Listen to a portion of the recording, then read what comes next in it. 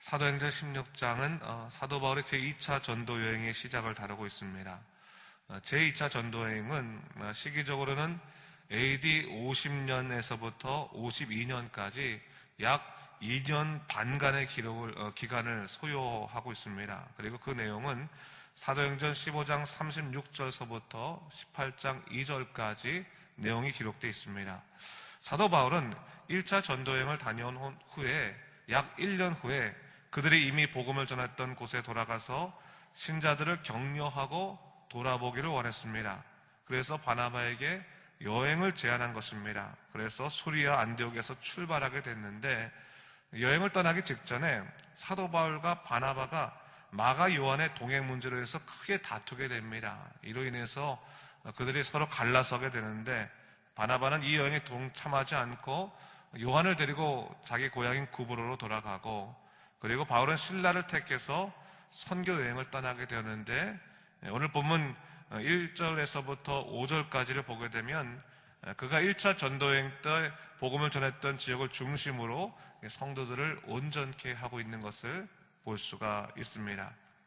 그러다 1절에서 보듯이요, 루스드라 지역에서 신실한 제자 디모데를 만나게 되는데 성경은 그의 어머니가 유대인이고 그의 아버지는 헬라인이었다, 그렇게 이야기하고 있습니다. 당시 유대인의 교육은 그 어머니가 주도권이 있었기 때문에 아마도 디모데는 성장하면서 어머니로부터 철저하게 신앙 교육을 받았던 것으로 보입니다. 하지만 아직까지 그는 할례를 행하지는 않았습니다. 그런데 오늘 본문 3절에 보니까 사도 바울이 그를 전도여행에 동참하게 하고자 할 때 그 지역에 있는 유대인으로 말미암아 그를 데려다가 할례를 행하겠다, 그렇게 성경은 얘기하고 있습니다. 사실 이것은 의아스러운 일이 아닐 수가 없는 거죠. 왜냐하면 사도 바울이 이미 복음을 전한 교회를 돌아다니며 그들을 격려했던 이유 중에 하나가 예루살렘 공의회의 결정을 전하고 이제 이방인에게도 차별 없이 복음이 공적으로 전파될 수 있게 되었다라고 하는 기쁜 소식을 전해주기 위해서였기 때문입니다. 더 이상 할례의 간섭으로부터 매일 필요가 없다, 그것을 선포해 주는 말씀이거든요. 그런데 그럼에도 불구하고 오늘 사도 바울이 디모데에게 할례를 받게 하고 있는 것을 볼 수가 있습니다. 사도 바울이 어떤 이유에서 이 디모데에게 할례를 받게 했을까요? 이는 디모데가 앞으로 일반 신도가 아닌 영적 지도자로 일하기 때문에 그렇게 한 것입니다. 디모데는 이후에 빌립보 교회 목회자로 일하게 되는데 사도 바울은 그가 모든 자들에게 복음을 온전하게 전할 수 있도록 안 해도 되는 할례였지만 이를 받게 함을 통해서 유대인에게나 헬라인에게나 인정받는 사역자로 서게 했던 것입니다. 사도 바울은 복음을 위해서는 자신의 목숨을 아끼지 않는 사람이었지만 동시에 복음을 전하기 위해서는 얼마든지 나는 낮아져도 된다라고 생각하던 그런 사람이었습니다. 고린도전서 9장 22절에 보면 사도 바울이 이렇게 말합니다. 약한 자들에게 내가 약한 자와 같이 된 것은 약한 자들을 얻고자 하며 내가 여러 사람에게 여러 모습이 된 것은 아무쪼록 몇 사람이라도 구원하고자 함이니, 이렇게 말했어요. 한 명이라도 복음을 더 전하기 위해서 온전히 낮아질 수 있는 마음, 이 마음이 사실은 복음 전파자의 마음인 거죠. 진짜 이 복음이 너무 귀하기 때문에 한 명이라도 더 복음을 들을 수 있으면 얼마든지 난 낮아지리라, 얼마든지 약해지리라 하는 것이 사도 바울의 마음이었고 디모데에게도 그런 마음을 전했을 겁니다. 그래서 디모데가 이를 받아들이고 순종해서 할례를 받고 제2차 전도여행에 이제 동참하게 된 것입니다. 사도 바울이 여러 성을 돌 때 오늘 본문에 보니까 그 교회들이 믿음이 더욱더 굳건해졌다라고 이야기하고 있습니다. 그러다가 이 사도 바울이 한 가지 놀라운 영적인 사건을 맞이하게 됩니다. 이는 성령이 그로 하여금 더 이상 아시아의 복음을 전하지 못하도록 하게 하시는데 그들을 유럽 쪽으로 보내시는 사건이 등장하게 됩니다. 9절에 보니까 그가 환상 중에 마게도냐 사람이 건너와서 우리를 도우라 청하는 것을 보게 되었다라고 얘기합니다. 사도 바울 하면 아주 신념이 분명한 사람입니다. 신념이 분명한 사람이에요. 그러나 그는 그 신념까지도 하나님께서 막으시면 언제나 생각을 내려놓고 하나님 뜻대로 순종하며 나아갈 수 있는 자였습니다. 그는 자신이 원하는 곳으로 가려고 할 때 예수의 영이 막으시는 걸 보면서 아마 성경에 나오진 않지만 도대체 이게 무슨 일인가? 내가 이렇게 하나님께 충성을 다하려고 하는데 왜 하나님께서 막으시는가? 그렇게 아마 고민했을지도 모릅니다. 그러다가 환상 중에 마게도니아 사람을 보고 나서 확신을 하게 되고 드로아에서 배를 타고 유럽을 향해 나아갈 수 있게 되었다. 그렇게 성경은 얘기하고 있는 것입니다. 환상 중에 마게도니아 사람의 그 모습을 봤다고 하는 것은 오늘날로 말하면 기도 중에 성령의 확신을 갖게 되었다라고 하는 것을 얘기하는 거예요. 우리로 따지면 우리가 때로는 우리의 생각과 다른 일이 있을 수 있고 우리의 감정과 다른 일이 있을 수 있지만 우리가 기도하던 중에 하나님께서 우리의 마음 가운데 확신을 주시고 말씀을 주시면 그 말씀대로 사는 것이 믿음의 사람들의 모습이어야 하는 것입니다.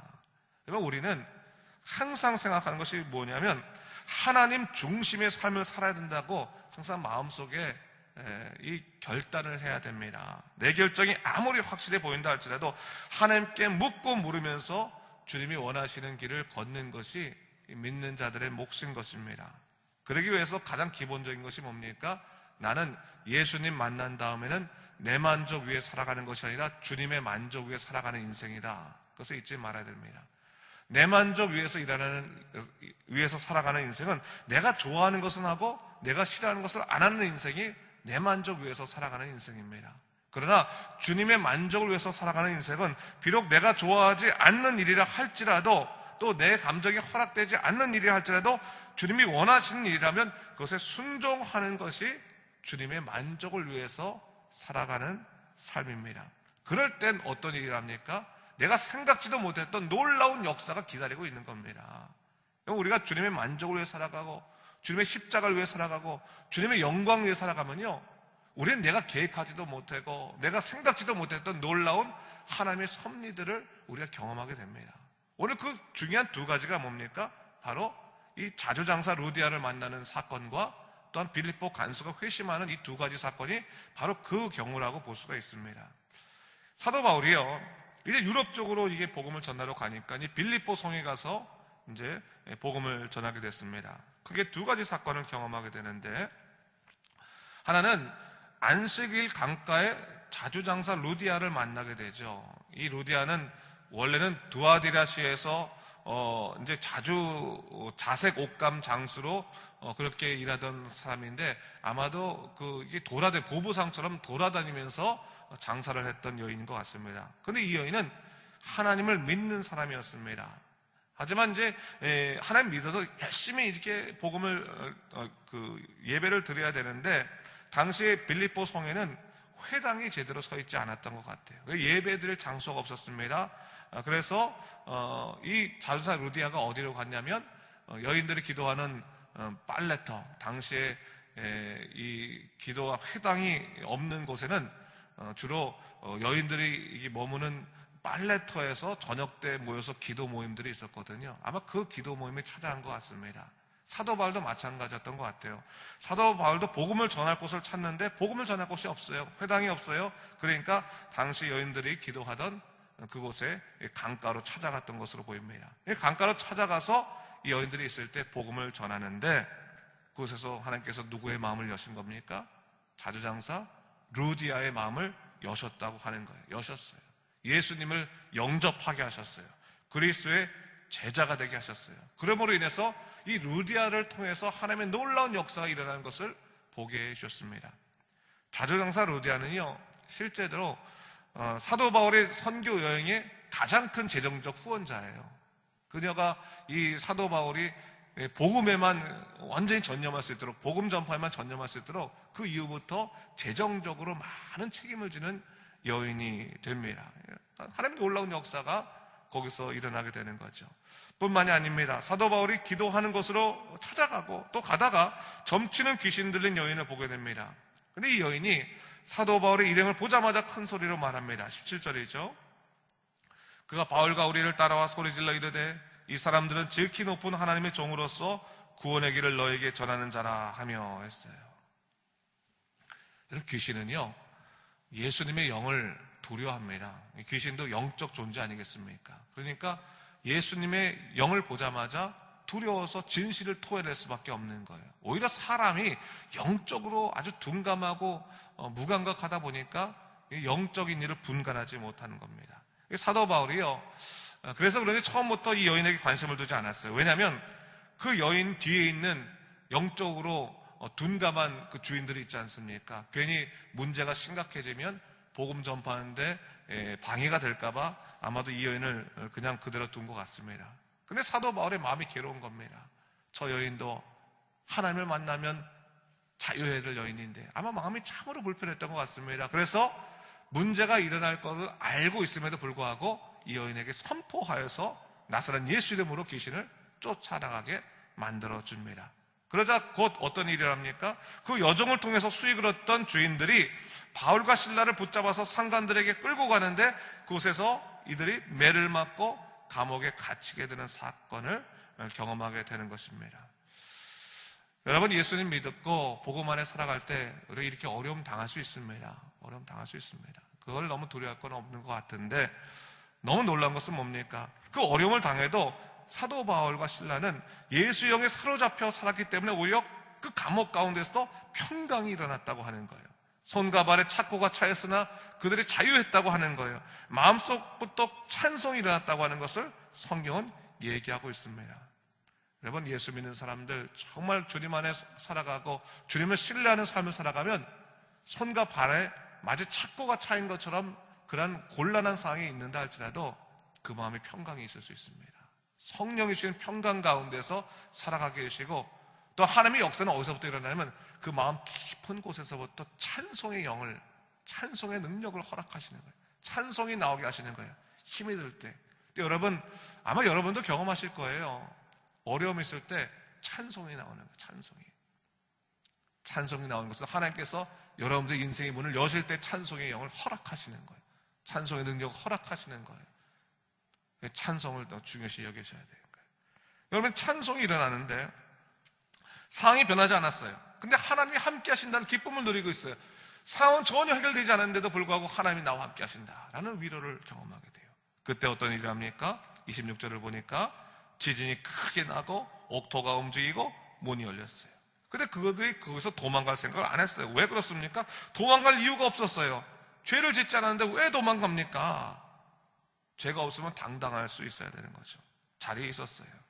그리고 이 일은 빌립보 간수의 회심과 그 가정의 세례 사건으로 연결되는 것을 볼 수 있어요.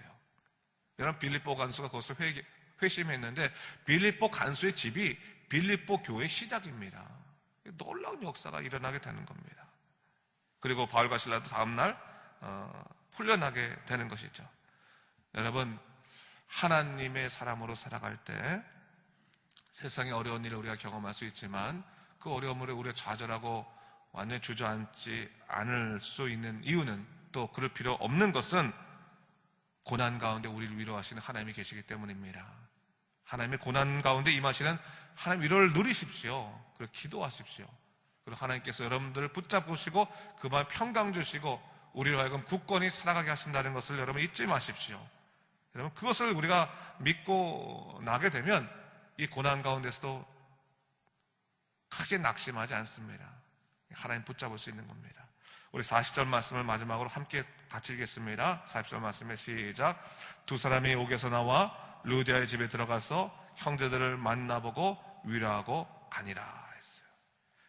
너무 놀라운 일이 뭡니까? 하나님의 평강이 사로잡혀 있는 이 두 사람이 옥에서 나와서 제일 첫 번째로 한 것은 뭔가? 형제들을 만나서 그들을 위로하는 것이었다. 여러분, 사명에 따라 살아가는 삶이라는 것을 얘기하는 것이고 상황에 무너지지 않는 삶이라는 것을 얘기하고 있는 것이죠. 언제나 당당하고 떳떳한 삶을 살아가는 거죠. 남들이 자기를 뭐라고 해도, 어떻게 공격을 해도, 어떠한 어려움이 있어도 하나님이 함께 하시니까 떳떳한 삶을 살아갈 수 있는 삶, 그것이 이 사도 바울에게 있었다라고 하는 것을 보게 된다면 여러분들은 복음을 지니고 계시니까요, 떳떳하십시오. 당당하십시오. 세상에 조금 일이 안 풀린다고 해서 좌절하고 또 낙심할 거 없습니다. 하나님이 함께 하시니까 하나님 붙들고 하나님 중심으로 살면요, 우리가 생각지도 못했던 놀라운 역사를 통해서 하나님께서 또 길을 예비해 주실 것입니다. 그 귀한 삶 가운데 살아가는 여러분 되시기를 주님의 이름으로 축원합니다. 기도하겠습니다. 주 하나님 아버지 감사합니다. 이 아침에 우리가 사도행전 16장의 말씀을 통해서 다시금 이제 하나님께서 이 사도 바울의 여행 가운데 어떻게 임하시고 어떻게 역사하신지 우리가 살펴보게 되었습니다. 주 하나님 아버지, 우리 이 세상 살아갈 때 때로는 여러 가지 어려움에 처할 수도 있습니다. 그러나 주님의 영광을 위하여, 주님의 만족을 위하여 살아감을 통해서 우리가 정말 우리 인생에 놀랍도록 역사하시는 하나님의 섭리의 역사를 누릴 수 있도록 주여 우리를 이끌어 주시옵소서. 오늘도 하루 주님께 기도하길 원합니다. 기도할 때 인생의 문을 열어주시고 하나님께서 축복하여 주시사 예수 믿는 자들의 그 인생이 세상 삶과 어떻게 다른지를 보여줄 수 있도록 주께서 인도하시고 주관하여 주시옵소서. 감사드리며 이 모든 말씀 우리 주 예수 그리스도 이름으로 간절히 기도드립니다. 아멘. 우리 이 시간